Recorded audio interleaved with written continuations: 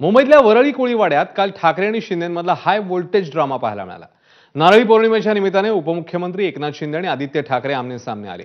दोन्ही बाजूंच्या कार्यकर्त्यांनी जोरदार घोषणाबाजीही केली, पण पोलिसांनी हस्तक्षेप करत वातावरण शांत केलं। पण आता नव्या आरोपांमुळे राजकारण पेटलंय। कालच्या गर्दीत ठाकरेंच्या युवासेना कार्यकारिणी सदस्य आणि आमदार सुनील शिंदेंचा मुलगा सिद्धेश शिंदेंनी धक्काबुक्की केल्याचा आरोप शिंदेंच्या महिला शाखा प्रमुखांनी केलाय। या प्रकरणी सिद्धेश शिंदेंविरोधात गुन्हा दाखल झालाय। संबंधित महिला शाखा प्रमुखावर केएम हॉस्पिटलमध्ये उपचार सुरू आहेत, तर राजकीय हेतूने हा गुन्हा दाखल झाल्याचा आरोप आदित्य ठाकरेंनी केलाय। त्यावेळी त्या लोकांनी पहिला घोषणाबाजी चालू केल्या गद्दार गद्दार म्हणून, आणि डायरेक्टली त्या लोकांनी एवढं आक्रमण केलं आमच्यावर, आणि तेव्हा आमच्यावर मारहाण केली। म्हणजे माझ्या पाठीवर पहिलं कोणीतरी मारलं, मी टर्न झाली, कारण की मी साहेबांच्या सोबतच होती बाजूला, आणि मी जेव्हा टर्न झाली ना तेव्हा सिद्धेश शिंदेने ना जोरात मला पंच मारला। तो पंच मारल्याने मला काही सुचलंच नाही। मी टर्न झाली आणि मी साहेबांच्या बॉडीगार्डला सांगितलं की मला मारलं, कोणीतरी मारलं, तिथे जोरात मारलं। सिद्धेश शिंदे होते हे तुम्हाला कसं कळलं? म्हणजे की मी त्यांना ओळखते, बघितलंय मी त्यांना। तो विषय व्यक्ती आणि माझा नाहीये, पण एवढ्या सर्व पोलिसांच्या समक्ष असताना पण अशातली गुन्हा नोंदवण्याचा किंबहुना FIR आम्ही करू अशी सांगण्याची हिंमत होते। यातूनच हे स्पष्ट होते की हे राजकारण ह्याच्यामध्ये घडवण्याचा प्रयत्न चाललेला आहे आणि निवळ बदनामी करण्याचा प्रयत्न आणि सूड उगवण्याचा प्रयत्न आहे असं मला स्पष्ट म्हणायचं आहे। दरम्यान गुन्हा दाखल झाल्यानंतर दोन्ही शिवसेनेच्या नेत्यांचं काय म्हणणं आहे, त्यांनी काय प्रतिक्रिया दिली तेही बघूया।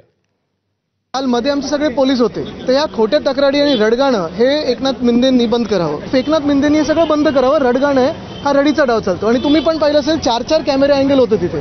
आम्ही शांत करत होतो, तुम्ही सगळेच होता तिथे, मध्ये पूर्ण पोलिसांची भिंत होती। पण एवढी भीती असेल तर यायचंच काम। काही झालं नव्हतं, त्यांच्याकडून धक्काबुक्की वगैरे होत होती, तर मी एवढंच बघत होतो की आपले सगळे कार्यकर्ते नीट आहेत ना, सोबत आहेत ना, तेवढंच, आणि कोणाला काही होणार नाही। अशा कार्यक्रमामध्ये घोषणाबाजी करणे किंवा एकमेकाच्या विरोधामध्ये पाहणे वगैरे ह्या गोष्टीला महत्त्व देऊ नये। जेव्हा एखाद्या सार्वजनिक कार्यक्रमामध्ये आपण जातो त्या टायमाला प्रत्येकाशी हसून खेळून बोललं पाहिजे। राजकीय मतभेद तुमचे असू द्या, परंतु सार्वजनिक याच्यामध्ये कार्यक्रमामध्ये कार्यकर्त्यामध्ये मतभेद तयार करून एकमेकाबद्दल लढाईसाठी जे काही तुम्ही प्रवृत्त करतात, मला वाटतं हे चुकीचं आहे। वरळी कोळीवाड्यामध्ये माननीय आदित्य ठाकरे असताना राज्याचे डेप्युटी CM पोलिसांचा फौजफाटा जाऊन दादागिरी करत असतील तर ती दादागिरी मोडून काढू। आत्ता सांगतो मी, फार दादागिरी करूच नका। तुमची दादागिरी इथे फडणवीसच मोडून काढतायत रोज। महिलेवरती गर्दीचा फायदा घेऊन हल्ला करणं हे भ्याडपणाचं लक्षण आहे। शिवसैनिक त्याचं उत्तर देतील ताबडतोब, आणि मग आम्ही मार खाल्ला की लोकांसमोर रडायला मोकळे की बघा आम्हाला मारलंय, बघा आम्हाला मारलंय। महानगरपालिकेच्या निवडणुकांमध्ये सहानुभूतीचं राजकारण खेळायचं, आणि आता आम्हाला कसे मारतायत, सत्तेच्या जोरावर कसे मारतायत, हा एकमेव त्याचा उद्देश होता।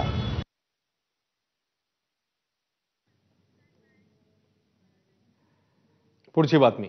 रक्षाबंधनाच्या मुहूर्तावर लाडक्या बहिणींच्या खात्यात नुकताच जुलै महिन्याचा हप्ता जमा झाला, पण आता राज्यभरातल्या तब्बल 26 लाख महिलांची घरोघरी जाऊन चौकशी केली जाणार आहे। वेगवेगळ्या निकषांच्या आधारे लाभार्थी महिलांचे अर्ज